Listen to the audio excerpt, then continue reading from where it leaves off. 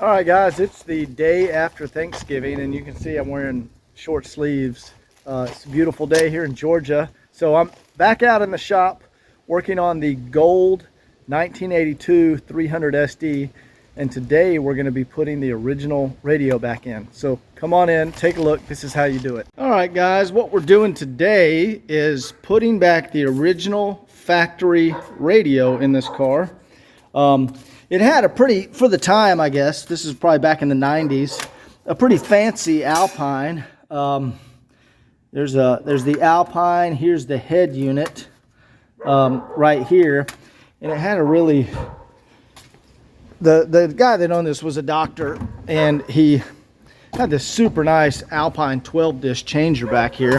That stuff all worked fine, but we're going to put it back to factory original. So I'll actually be removing this device and installing. It came with the original factory radio. So let me show you what I've done over here. I went ahead and disconnected the center console wood.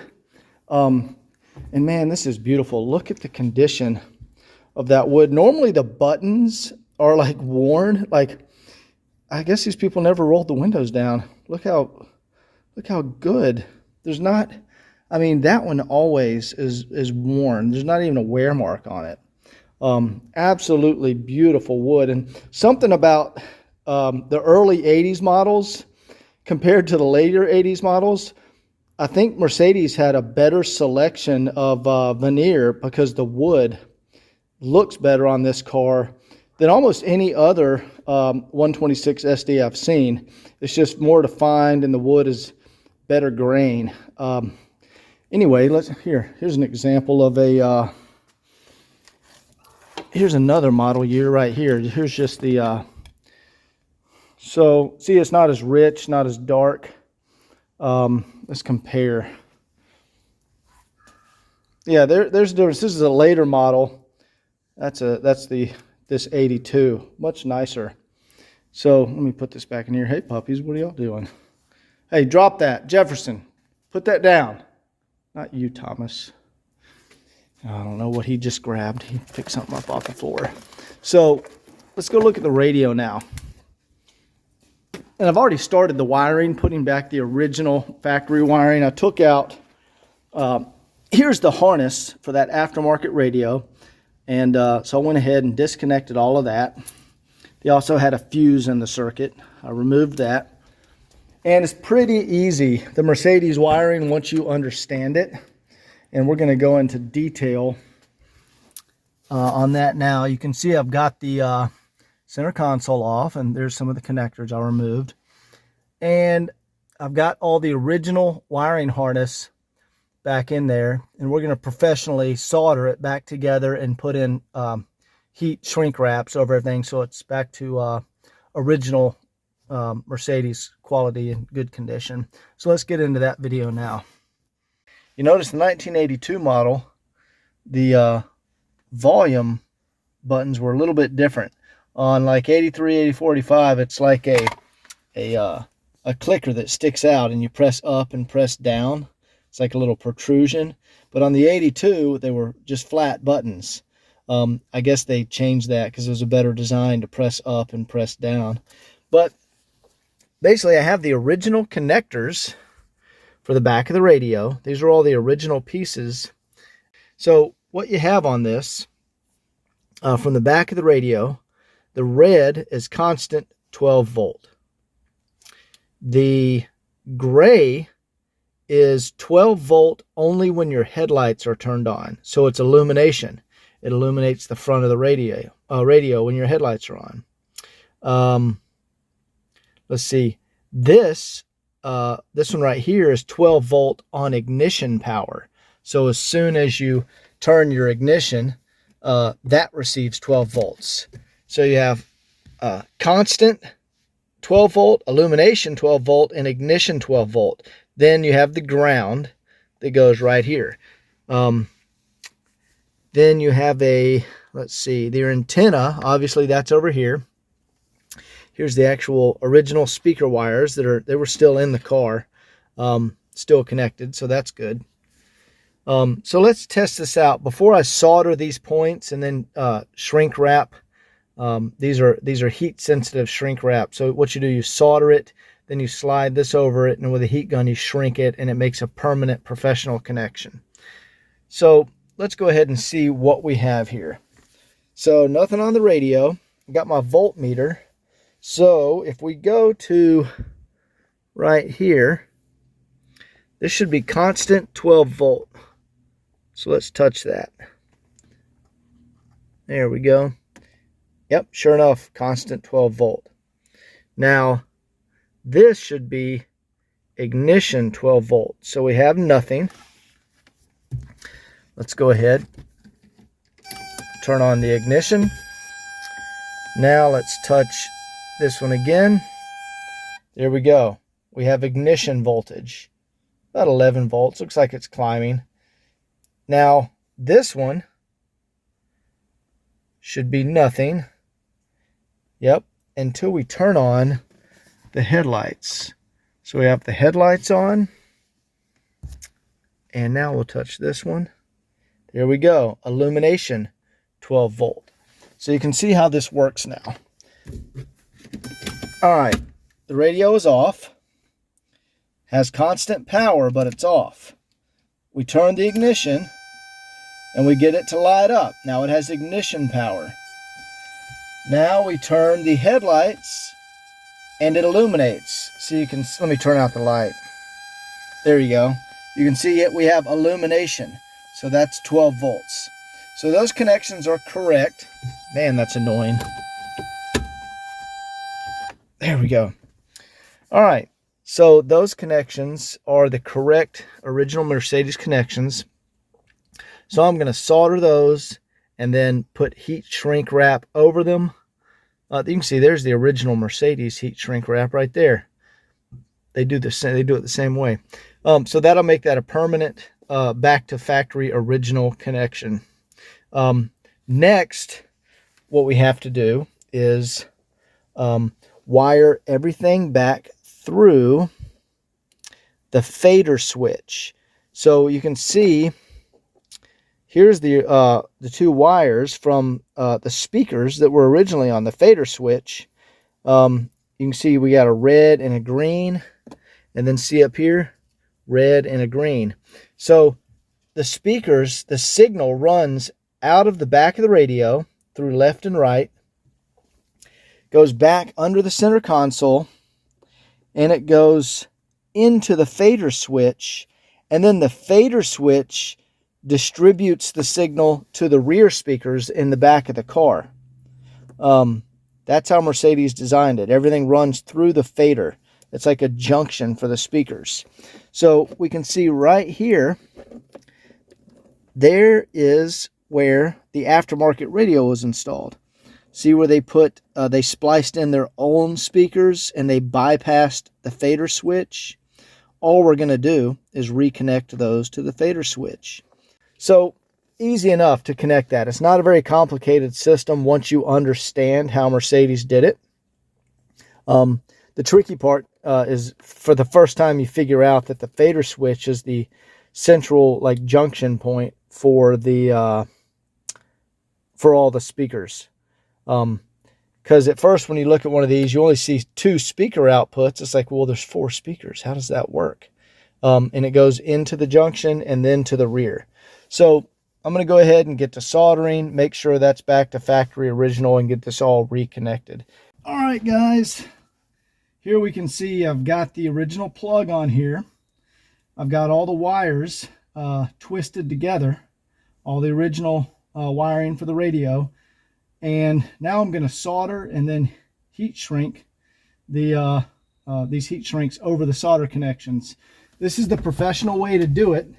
When you take your car to a car stereo shop, they're just going to use these little like twist ties or whatever you call those things. And you know, it's just a cheap way to do it. A professional job is soldering and heat shrink wrapping on wiring. So I've got my soldering iron here, and I'm going to go ahead and tin the tip of it. And then we're going to wipe it off on the wet sponge down here to get it ready. So the trick here, we want to tin the tip. We want to heat the wire. It's going to take a second to heat the wire, and you don't put the solder on the soldering gun. You put the solder on the actual wires. So trick is you got to get those wires up to temp. There we go.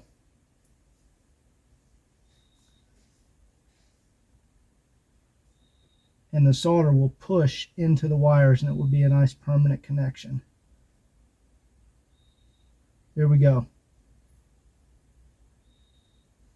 That is a professional solder right there. That's how you do it.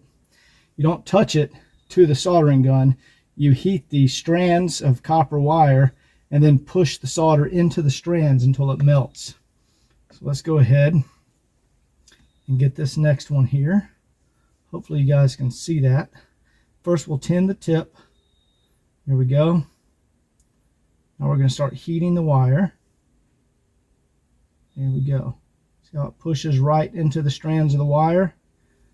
And then the whole wire sucks in the solder and turns silver. And that's how you know it's a good job. There we go. That's a really nice solder point there. All right. We got another one right here. All right. Let's heat the wire. And let's push in the solder. See how we're pushing in the solder?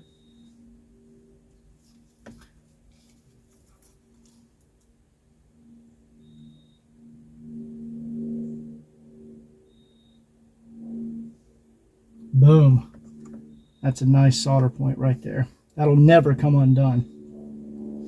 All right, let's see if I can get underneath here and get this other one. Need to get that out of the way.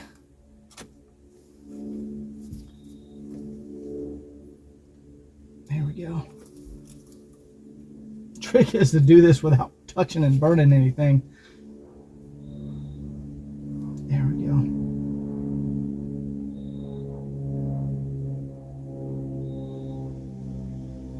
Boom.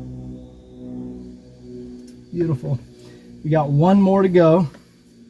This is the constant 12 volt right here. Let's check these out. Look at that. Those are never going to come undone unless they're clipped. Now what you want to do is just fold over the solder point and you slip over the shrink wrap like that right there. And I'm going to go get the heat gun. Just hang tight for a second. Okay, we have our heat gun here. Hopefully you guys can see that. And this will melt the plastic sheath around the solder point. First I have to get them all into place. Sometimes that can be a little tricky. There we go. There's one there. Let's get this one over here.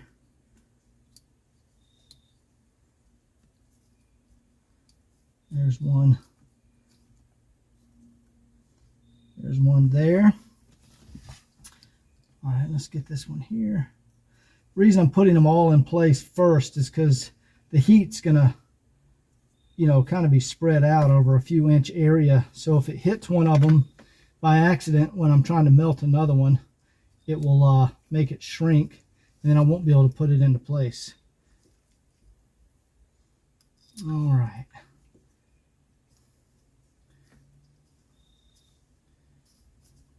There we go. Now I'm going to turn on the heat.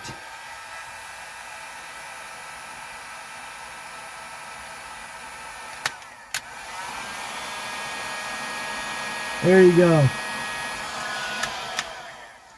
Now I need to do this so I don't want it to hit the dash and melt any of the dash components. So I'm going to see if I can just pull these out here a little bit and shoot downwards.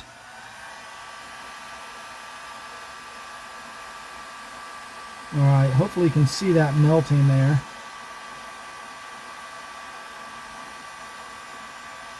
See how the heat shrink melts around the solder connection? And that keeps it protected from anything touching the connection or any corrosion. Of course, you're not going to get corrosion behind the dash. Let's go ahead and get this one here.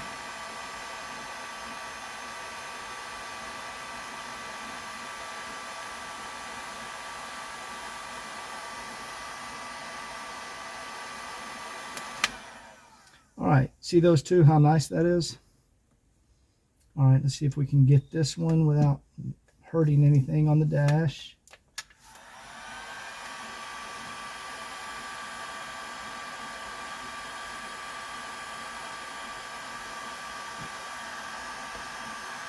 All right, we got that one. Let's get these two here.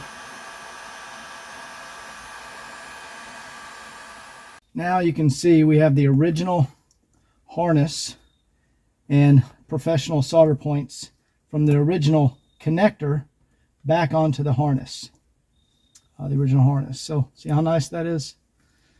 So we're going to plug up the radio and then plug in the speakers, and now we're going to start working on getting the speakers correctly connected.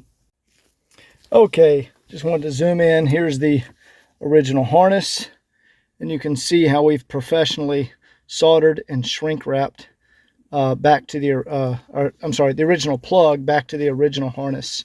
Now, here are the speaker connections. There's two, and they plug in, of course, to the back of the radio, left and right.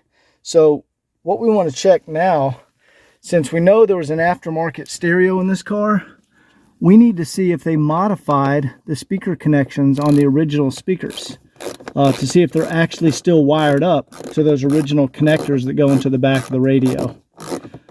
So we'll go ahead.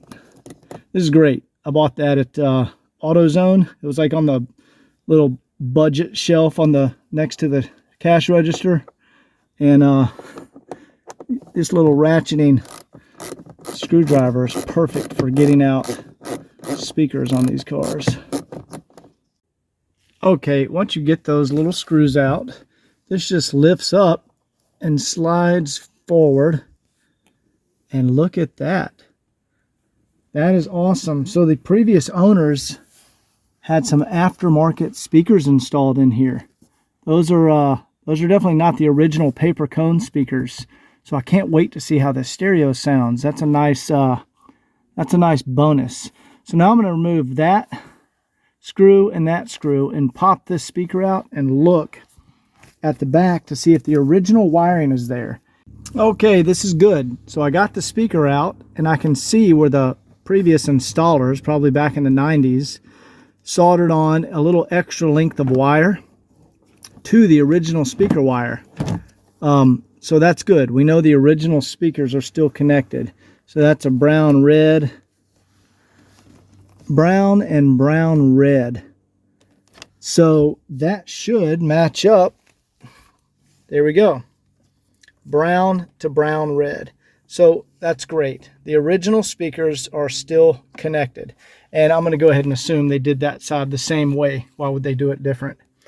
So now, in order to make sure the signal is getting out of the radio correctly, I'm going to come down here, and we can see there is the original brown and brown red speaker wire right there that needs to go into the fader switch. So I'm going to go ahead and work on that now. We were talking about the speaker, so there's the original speaker connections. It's brown and brown red, and black and green black. Now you can see down here where they have cut those lines from the fader connection. That's the fader connection there. There's our browns, our greens, green, black, and here's the original speaker harnesses right here. You can see the those original Becker connections, and see how they spliced it into the rear speakers to bypass the fader switch. So we need to remove those connections and then solder those back into the original fader switch. And we'll just reconnect the wiring harness. Okay, after redoing the wiring under here, I now have the fader back together. And let's turn out the light here. Also put a new bulb in the ashtray. Let's all right, let's turn on the lights here. We can see the radio lights up, and we have our light in the ashtray, so that's good. Let's cool.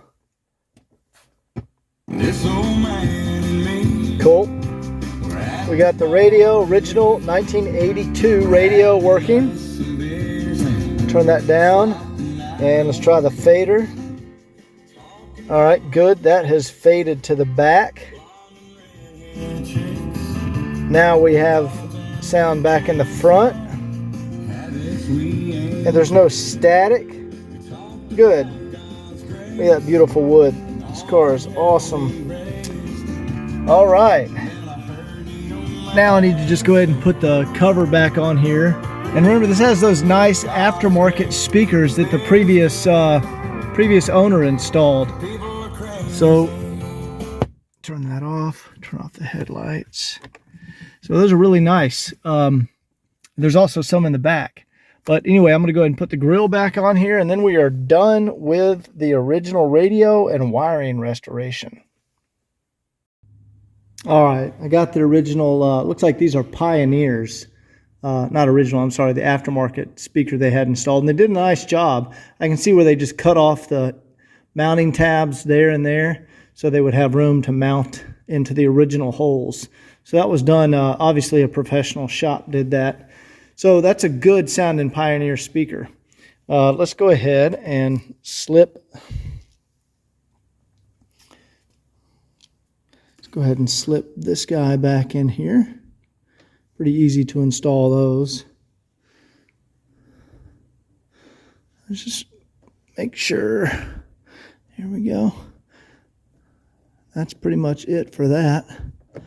There we go. There's two little tabs here and over here that clip in. So now I'm going to go ahead and just get my 90-degree screwdriver and start getting those tightened down. Okay, that's back in there and installed correctly. And everything is done in here. So that is going to be, I think that's it for this video. Got everything installed. And the wood looks outstanding in this car. Next video, I'm going to go ahead and take off these seat covers. I mean, there's the original seat, never sat in. Or has had this cover on its whole life. And I noticed one of the cables, there you go, for the rear tilt, the cable has popped loose. So I'm going to take this seat out and reattach the cable. Same thing happened on that side. I don't know why those popped loose. I haven't seen that, but I'm going to go ahead and take those out and take care of that.